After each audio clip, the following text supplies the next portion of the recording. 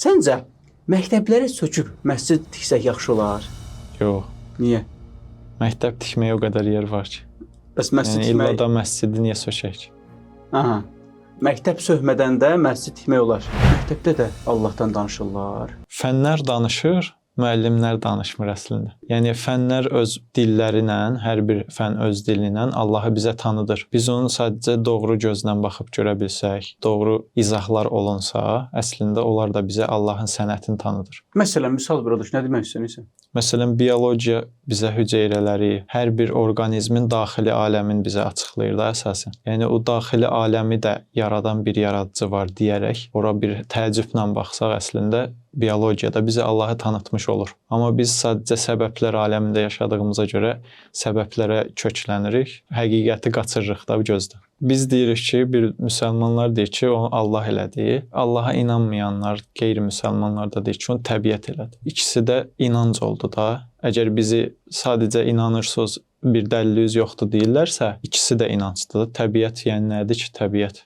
Sadəcə bir ad qoydun ora. Və bizim inandığımız Allah qüdrəti var, elmi var. Amma sənin dediyin təbiət sadəcə bir məfhumdur.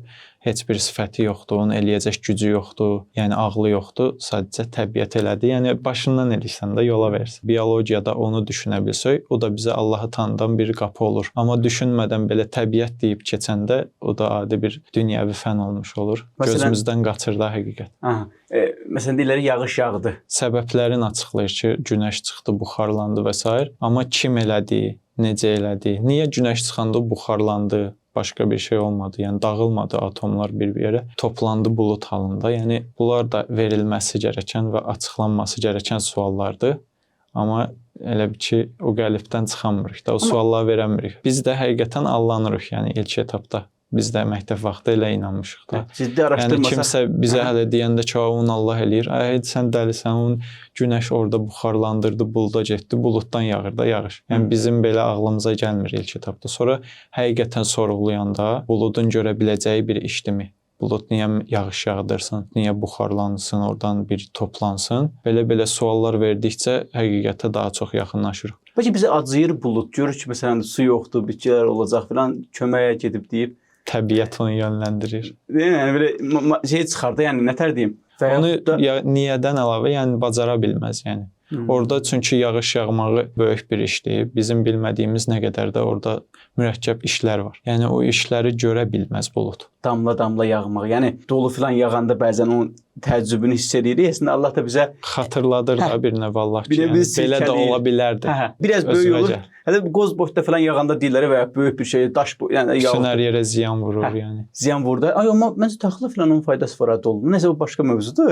Onda belə yəni onun içində belə faydalar var. Deyilmi? Faydalar var. Amma bizə elə bir ki, ancaq ay gəldi məsələn maşınlarımız və ya da ziyanları görürük. Ziyanları baxırıq. Mən maraqlı gələn nədir? O dolunun yağması bizə bir işarətdir də Allah tərəfindən ki, yəni istəsən bundan daha böyük yağdırardım. Düşün də o boyda havadan, o sürətdən hər dəfə yağış yağanda düşün də yəni evlər, başımız şey sıfırlanır da elə. Başımız bir şiş gəzərdik də yəni bir yağış. Hikmət var da hər bir. Allah Allah. Yəni tonlarla su, yəni damlı elə bir ki, nəyə oxşuyur o? Bir dənə gölün var. Damcı oradan elə bir ki, o gölü qurudursan da, yəni və yaxud gələ bir pipetka ilə göldən su alıb götürürsən. Buludun görə biləcəyi iş deyil, düşünə biləcəyi bir şey deyil. Zaten düşünə bilmək üçün bir orqanı deyək yox da düşünə bilmir. Deyək ki, bir düşünsə belə o çox böyük bir düşünmə gərəkdirir da.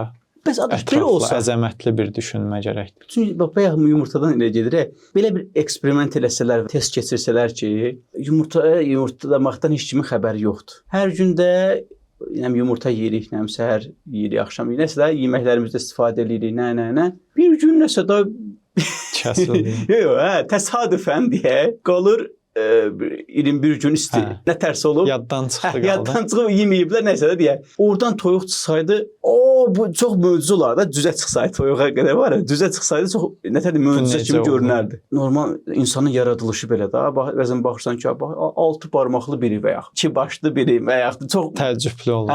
Xəbərlərə falan çıxır ki, bu nədir? Yəni sanki biri olması normal imiş kimi, yəni ikisinə təəccüblənirik da, yəni. Sadəcə çoxluq bizi aldadır da.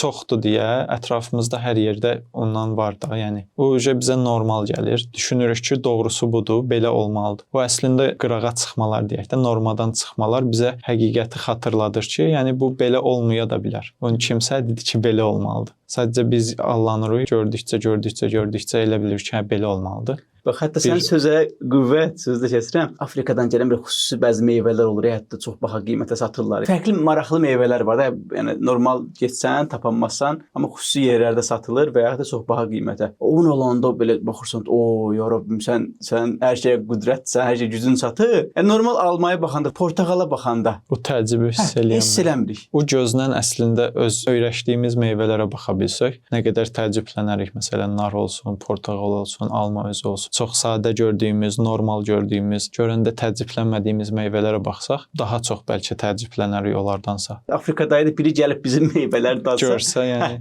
Maraqlı. Hətta mən məsələn Qəbələdə şabalıt bir əvvəl mən şabalıtı bilmirdim belə.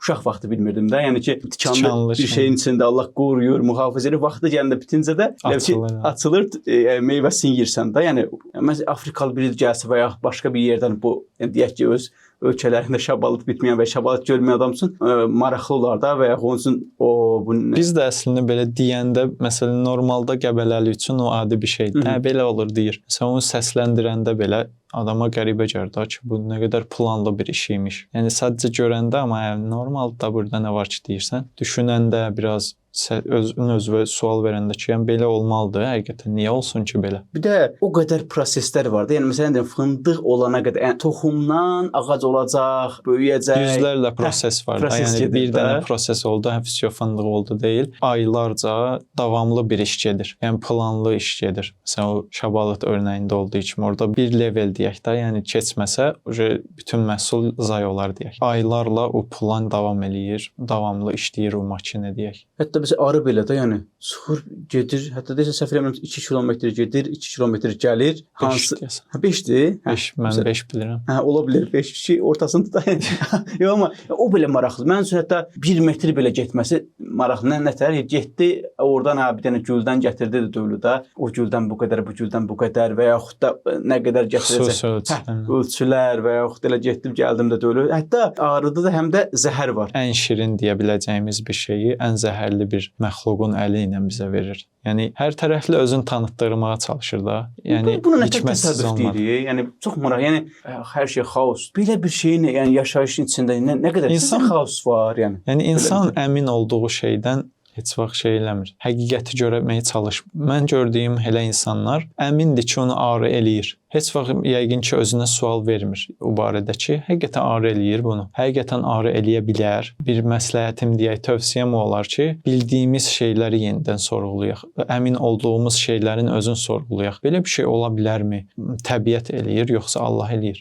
Mən öz inandığım təbiəti sorğulayım görək, təbiət eləyə bilərmi? Yəni əmin olanda insan həqiqəti tapa bilmir çox vaxt. Amma əmin olmasa, yəni hər bir yolda da əmin olmasa, daim bəlli səviyyədə şübhəsi olsa, daha doğruya gedə bilər. Bir sual versək özümüzə ki, bu zəhərli bir böcək deyək və ya bir həşərat deyək, bizə bu balı niyə versin? Hələ xüsusi gətirir, qablara yığır, orada istifadə edir. Sadəcə fayda verəndə, deyək ki, məsələn, arının misal götürsək, sadəcə özünə bir faydasından söhbət getmir burada. Məsələn, deyək ki, arı bal hazırladı, həm özü yedi da, yəni bizi düşünmədi desək. Yenə də burada bütün halında düşünəndə, bütün dünyanı düşünəndə çox böyük bir sistemi görürük. Sadəcə arı öz üçün bal elədi, nə bilim, hansısa heyvan özü üçün elədi, insan da ondan istifadə elədi deyil da. Yəni ümumilikdə bir-birini tamamlayan böyük bir mürəkkəb bir sistem var və çox planlı olduğunda ağıllı insan baxanda görə bilər. Belə dolayısıyla çıxır ki, bizim üçün həm məktəb də önəmlidir, həm məscid də önəmlidir. Çünki niyə? Gedib orada Allahı həqiqətən tanıyırsan, yəni artıq Allaha imanın daha da çox artır. Kainatda ən böyük həqiqət imandır. İmandan sonra namaz gəlir. Yəni əslində məktəblərdə və ya uşaq vaxtından bu mövqedə və ya Allahın sənəti olaraq elmlərə baxa bilsək və ya doğru baxışla baxa bilsək, elə öyrənə bilsək, yəni Allahımızı həqiqətən doğru tanıyarıq və avtomatik olaraq da məktəbdən çıxıb gəlib namaz qılarıq. Yəni artıq bunun şükrünü verməyə, bunu daha ətraflı öyrənməyə deyək çalışarıq.